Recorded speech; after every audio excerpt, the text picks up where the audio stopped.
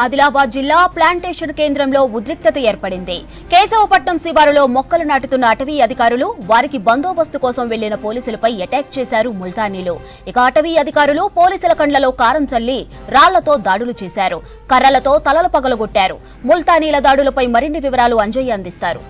ఆదిలాబాద్ జిల్లాలో ముల్తానీ స్మగ్లర్లు రెచ్చిపోయారు. ప్రధానంగా ముల్తానీ స్మగ్లర్లు ఎవరైతే సాగు చేసుకుంటున్న భూముల్లో అటవీ అధికారులు ఏదైతే ప్లాంటేషన్ చేస్తున్నారని వాళ్ళు ఆందోళన చేపట్టడం జరిగింది. అదేవిధంగా ఆ ఆగ్రహానికి గురై ఎవరైతే అటవీ అధికారులు కేశవపట్నంలో ప్లాంటేషన్ చేస్తున్న అటవీ అధికారులు అదేవిధంగా పోలీసులపై దాడులు చేయడం జరిగింది. ఈ సందర్భంగా ముల్తానీ స్మగ్లర్లు ఒక బీభత్సం సృష్టించడం జరిగింది.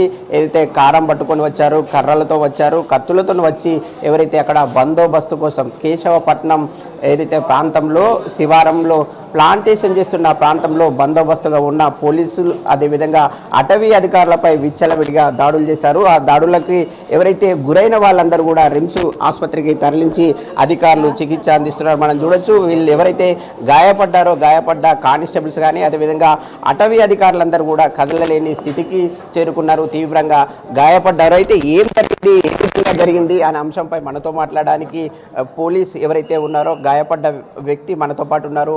వారిని తెలుసుకుందాం. అన్న, ఏం జరిగింది, ఎట్లా దాడి జరిగింది? బందోబస్తుకి వెళ్ళినాం సార్. వెళ్తే అంటే మా ఫారెస్ట్ డిపార్ట్మెంట్ మా వాళ్ళకు ఇంజూరీ అయిన తర్వాత అదే క్రమంలో వాళ్ళు విలేజ్ మొత్తం వచ్చారు సార్. వచ్చిన తర్వాత అదే విలేజ్ మొత్తం వస్తే విలేజ్ పైన పోయే క్రమంలో ఫస్ట్ రాయితోటి తగిలింది సార్. రాయి తగిలిన తర్వాత పడిపోయినా సార్. పడిపోయిన తర్వాత మళ్ళీ నలుగురు వచ్చారు సార్. నలుగురు వచ్చి గుద్దింది సార్ బాగా. మళ్ళీ గుద్దినాక మా వాళ్ళు చూస్తే మళ్ళీ వెళ్ళిపోయారు. అంతే వారికి తెలుసు సార్ నేను పడిపోయినా. అంటే ప్రధానంగా ఎన్ని వందల మంది వచ్చారు? కత్తులు పట్టుకొని వచ్చారా, కారం పట్టుకొని వచ్చారా, ఇంకా ఎట్లా ఏ విధంగా దాడులకు దిగారు? అంటే రాళ్ళు, కట్టెలు, కారం సార్, కూడళ్ళు ఉన్నాయి సార్. వ్యవసాయం పని చేస్తారు కదా కూడళ్ళు. ముఖ్యంగా ఎన్ని వందల మంది వచ్చారు దాడి కోసం మీ మీద? అంటే మా పార్టీ వేరే సార్. మా పార్టీ అంటే వేరే సైడ్ చాలామంది ఉన్నారు సార్. మా పార్టీ దగ్గర అయితే దగ్గర ఒక 200 పైన. మీ మీద ఎక్కడెక్కడ దాడి చేశారు? ఇప్పుడు ఎట్లా ఉంది మీ ఆరోగ్య పరిస్థితి? అది ఓకే సార్. బాగా నొప్పిగా ఉంది. ఇది ఎవరైతే మెస్రమ్ షేక్ అనే కానిస్టేబుల్ ఏదైతే ముల్తానీ స్మగ్లర్లు దాడి చేశారో ఆ దాడిలో తీవ్రంగా గాయపడడం జరిగింది. తాను కదలలేని స్థితికి చేరుకున్నానని ఆయన ఆందోళన వ్యక్తం చేస్తున్నారు. ప్రధానంగా వందల మంది ముల్తానీ స్మగ్లర్లు అందరూ కూడా ఒక్కసారిగా రావడం జరిగింది. కర్రలు పట్టుకొని రావడం జరిగింది.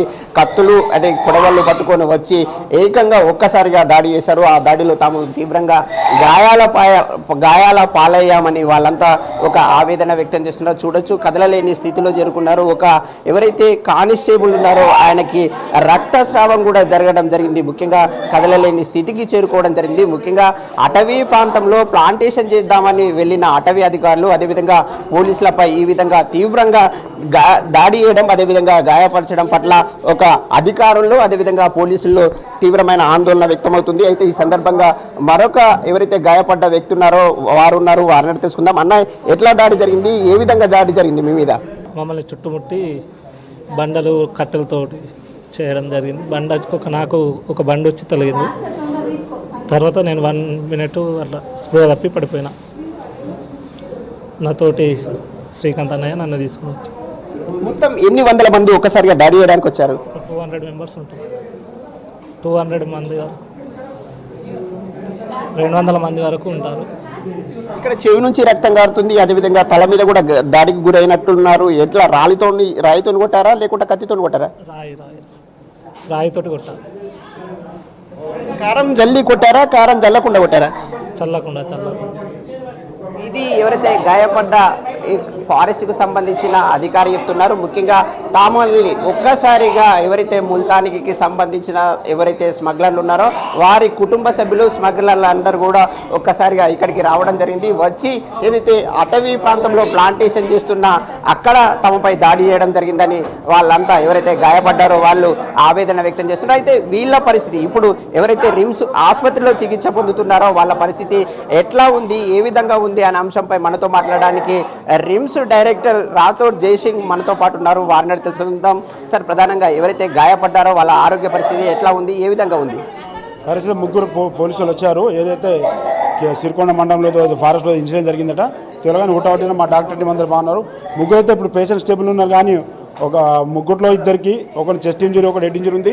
ఇన్వెస్టిగేషన్ అవుతుంది. సిటీ స్కాన్ రాశాము. సిటీ స్కాన్ అయిన తర్వాత వాటి చోట పూర్వపరాలు చెప్తున్నాం. Present treatment is going on, pre treatment నడుస్తుంది. డాక్టర్ ఉన్నారు.